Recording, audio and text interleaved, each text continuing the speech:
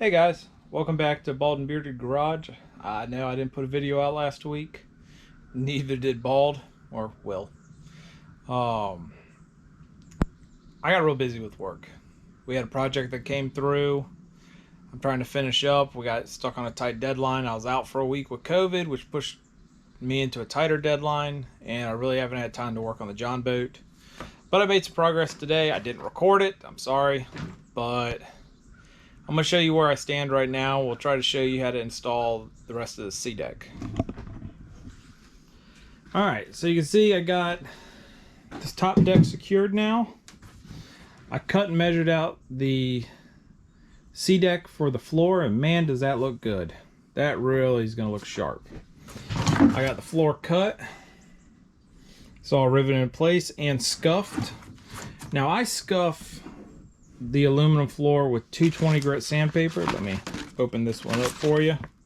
Just a 220 grit fine sandpaper. When I got done, I wiped it down with a little bit of acetone just to keep it clean and to help it stick. You can use, ow, sorry, walked into something. Can use like a trim adhesive or an adhesion promoter to help it stick. That'll really just help it overall stay down. I'm going to use that trim adhesive. I have it. It's from another project I did. I also got the bilge pump. It finally came in.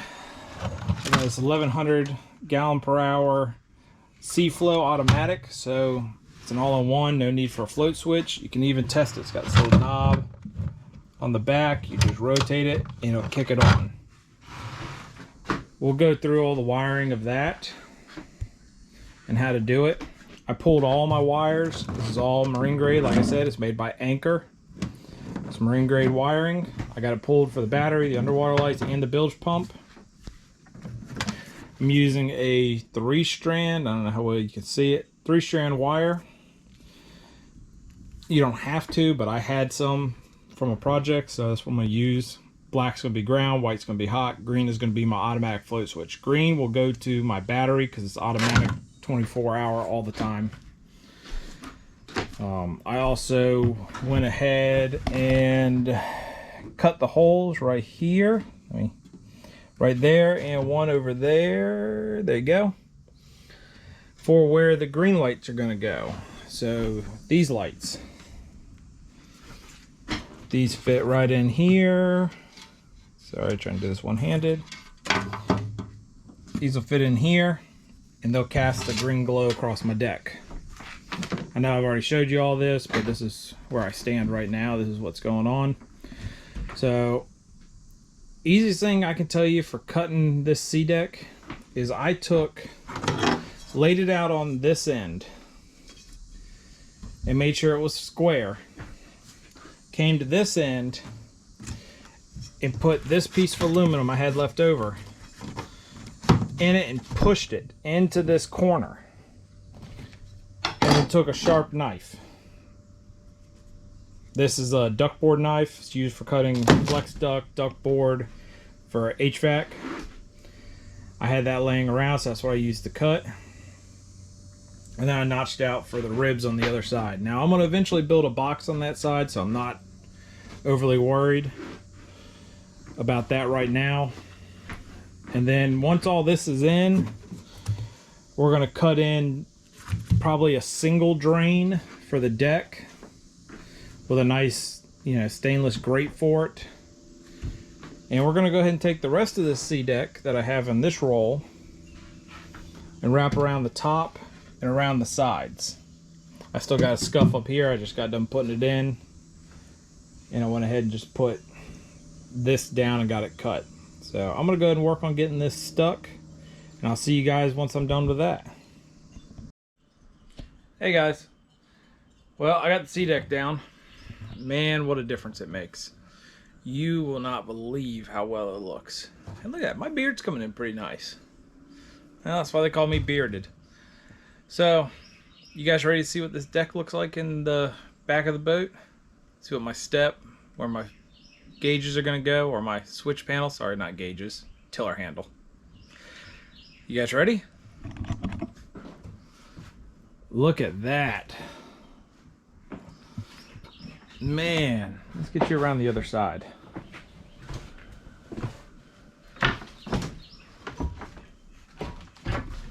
Just would you look at it? I'll blend in with the best of them now. That just looks freaking sharp. Nice and clean and super easy. This stuff is so easy to work with. It's just, you know, adhesive backed. Put you a nice clean surface and stick it down. And I just use, like I said, that straight edge angle there to make my lines. Now some of them aren't perfect. Like you can see in that top left corner. I still got to come clean it up, and probably that top right corner I need to come clean it up a little. But man, did that make all the difference in the world in this boat. It feels nice and soft on your feet. And it looks so good. But they have different kinds. You know, I showed you originally the snow camo. That's what I was going to put down in this boat. And then I decided against it with the whole black interior. And oh, I haven't even told you guys about the sides yet. I ordered the paint and it came in. I don't have it out in the garage with me right now, sorry. But we are going John Boat Tan. It's kind of a desert tan. We're not doing the green. It's going to actually be a tan. Kind of like that color right there on the sides of this boat.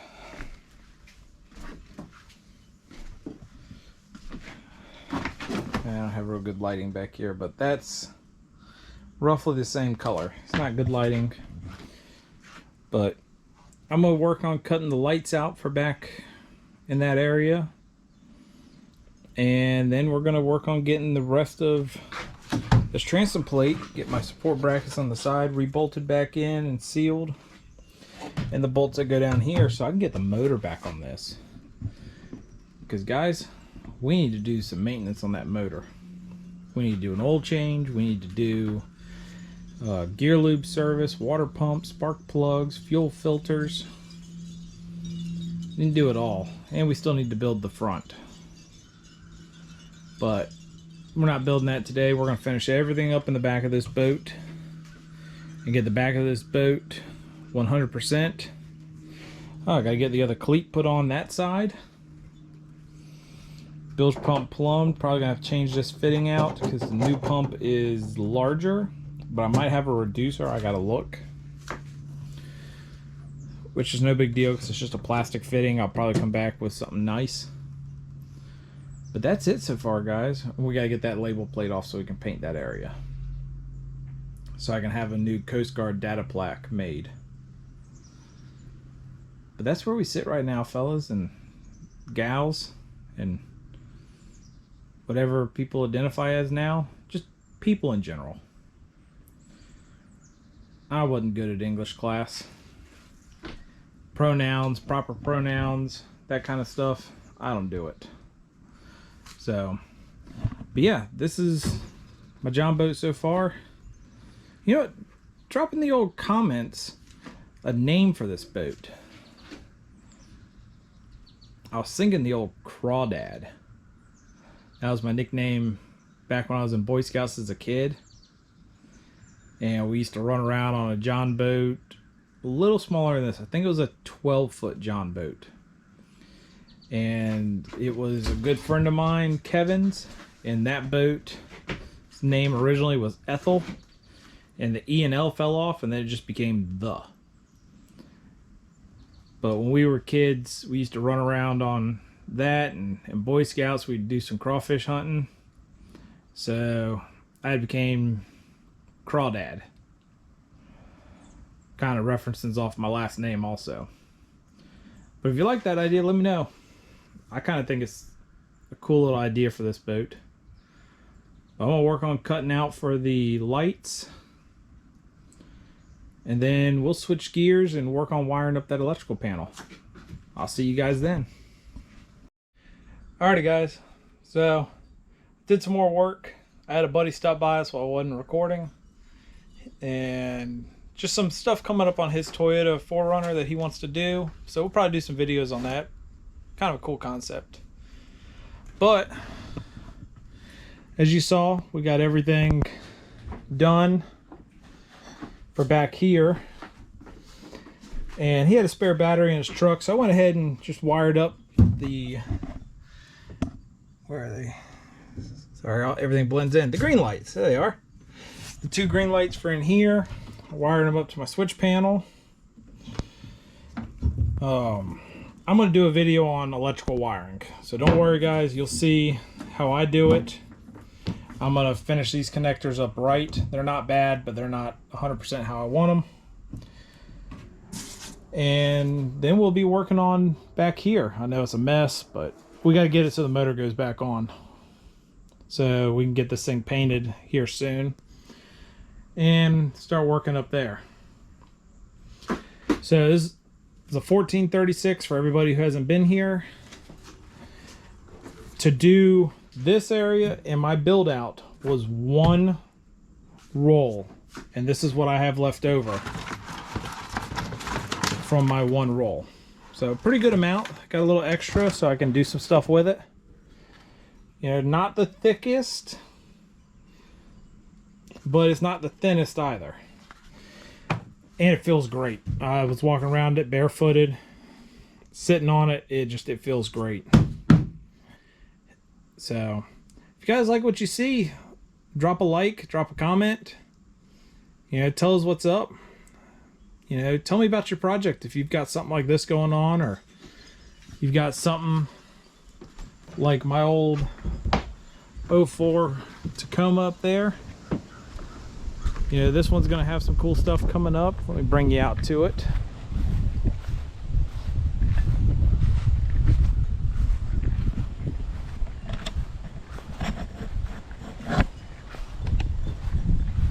So we got some cool stuff coming up on this truck.